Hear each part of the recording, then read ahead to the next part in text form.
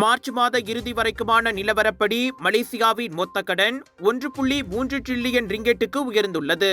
பொது மேம்பாட்டு செலவினங்களுக்கு நிதி அளிப்பதற்கான தொடர்ச்சியான நிதி பற்றாக்குறையால் இந்த உயர்வு உந்தப்பட்டுள்ளதாக நிதித்துறை துணை அமைச்சர் லீம் ஊயிங் தெரிவித்தார்.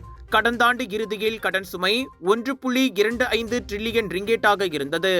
இந்நிலையில் உள்கட்டமைப்பு வசதி, கல்வி, சுகாதாரம் மற்றும் சமூக பாதுகாப்பு திட்டங்கள் உள்ளிட்ட வியூக மேம்பாட்டு செலவினங்களை மேற்கொண்டதால் இந்த 50 பில்லியன் ரிங்கெட் கடன் சுமை அதிகரித்துள்ளதாக மக்களவையில் அவர் கூறினார். நிதி பற்றாக்குறை 2022 ஆண்டில் ஜிடிபி எனப்படும் மொத்த உள்நாட்டு உற்பத்தியில் 5.5 விழுக்காட்டில் இருந்து கடந்த ஆண்டு 4.1 விழுக்காடாக குறைந்தது.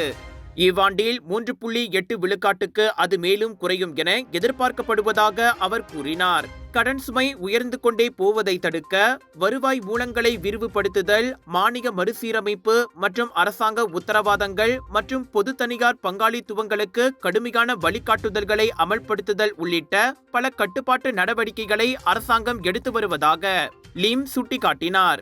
எதிர்கால கடன்களும் இனி அதிக தாக்கத்தை ஏற்படுத்தும் மேம்பாட்டு திட்டங்களுக்கு மட்டுமே என வரையறுக்கப்படும். அதோடு அரசாங்க உத்தரவாதங்கள் மொத்த உள்நாட்டு உற்பத்தியில் 25 விழுக்காடு வரை மட்டுமே இருக்க முடியும் என்ற உச்சவரம்பும் நிர்ணயிக்கப்படும் என்றார் அவர்.